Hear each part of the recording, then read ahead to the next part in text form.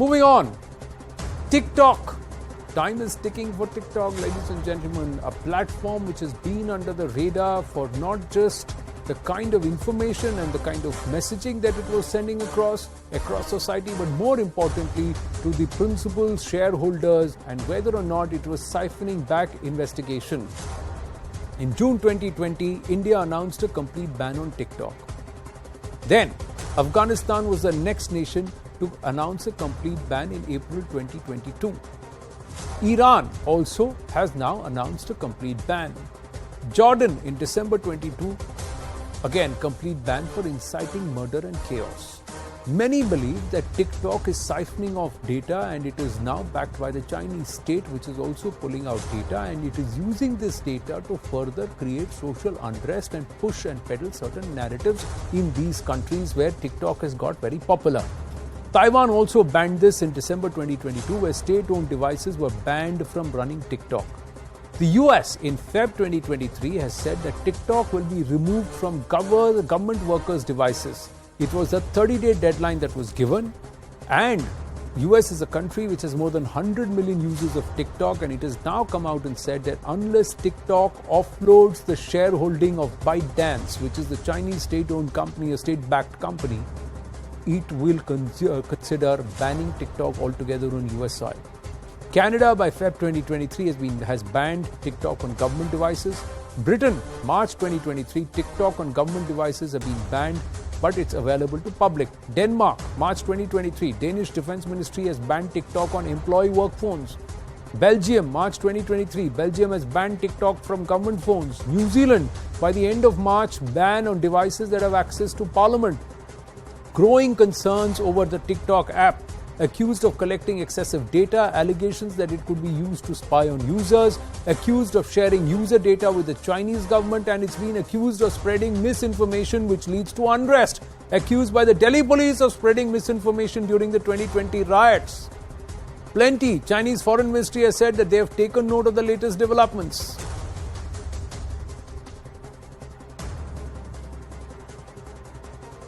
We have taken note of the relevant reports. China has always maintained that the issue of data security should not become a tool for individual countries to generalize the concept of national security, abuse national power, and powerlessly suppress enterprises of other countries. We call on the countries concerned to recognize the objective facts, effectively comply with the rules of the market economy and the principle of fair competition, and stop generalizing and abusing the concept of the national security, and provide a fair, transparent, and non-discriminatory business environment for enterprises of all countries. We have with us NS Napenai, founder Cyber Sathi Foundation. Namaste. Now let me ask you, how serious is this concern with TikTok? Because recently we did a story that wherever TikTok has been banned, it's now surfaced as mirrors or alternatives like Tiki or some other platforms. Yeah. So, should this platform be banned? What should be done? Are nations right in their voicing concerns? This is where the difficulty is always going to be. Because if you're going to talk banning, then there are going to be these tributaries. You know, it's like a river. You block in one place, they will find a way another, through other paths of least resistance, right? Because this is just a mere resistance. So the way I'm looking at it is actually a little simple. If you look at the problem today, the real problem is in terms of one, the misuse of data, the misuse of a platform possibly, and you want remedies which will resolve that. So what you really need is some international interventions which will lay down certain ground rules in terms of what is permissible or impermissible in terms of usage of data or a platform. And again, it is all again going to circle back to intermediary liabilities and for expedited takedowns and blocking of content. So if we don't have harmonized laws, and these harmonizations can't just be with like-minded nations. So with all the Western countries thinking similarly or India joining, that phrase not going to help. We also need countries like China, Russia and other jurisdictions to come into this kind of a harmonized process and understand that you have to use your sovereign rights also judiciously and with responsibility. I know it may sound utopian, Yes. but I don't see how corporates are also going to grow otherwise unless this kind of a protection is extended. But why would nations want to do this? Because if Chinese state-backed and the fear is that Chinese state-backed entities are actually siphoning off data, and then they are, poisoning the minds or influencing the minds of society in certain other countries to their own interest. So if I keep India diffused, if I keep America diffused, cause social unrest, that country will not grow. Rate of growth will slow down. It's only going to help me, my comprehensive national power policy. So, and use whatever I want to do. So, how do you get nations aboard, or does each one have to fend for themselves? That unless software platforms park their data on the sovereign nation they are offering or operating on, they will not be allowed.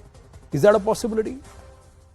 Well, currently it looks like it's each to their own. So each of the nations are ring fencing to protect themselves. But ultimately, if you want, looking at it as the global and free data flow, otherwise, we're really heading towards a data localization regime. And it's not going to be long before India starts rethinking this process also, right? So if you're really going to think global, then unless you have laws or regulations which ring fence what is permissible and impermissible, and where is there going to be a remedy when it is cross-border, when these lines are crossed, unless we have those kind of remedies, it is always going to be each nation for themselves. Or would we have to then enter into bilateral, multilateral data protection treaties or data sharing treaties? And with how many nations are we going to be able to sign that? Right or now, soft laws, which could possibly come from UN. But how many nations follow what the UN is also spelling out? That's also another concern. UN increasingly has been called a toothless body, which itself needs a rejuvenation and a rework. It's all a complete overhaul altogether. Is there an immediate solution? Immediate solution will always be this kind of a blocking or a takedown process, because one, we can't turn a blind eye to the fact that this malaise is there with platforms, right? So we have to understand that the risks are there. Whether we want to amputate or merely treat the problem is the issue today. People, it seems like there was an attempt at merely treating the malaise earlier, but the easier or the low-hanging fruit seems to be the amputation or the ban, which a lot of countries have been resorting to. Only the extent of the ban in terms of it being absolute or with respect to government entities or personnel, etc., appears to be varying. But the immediate solution again is mostly knee-jerk.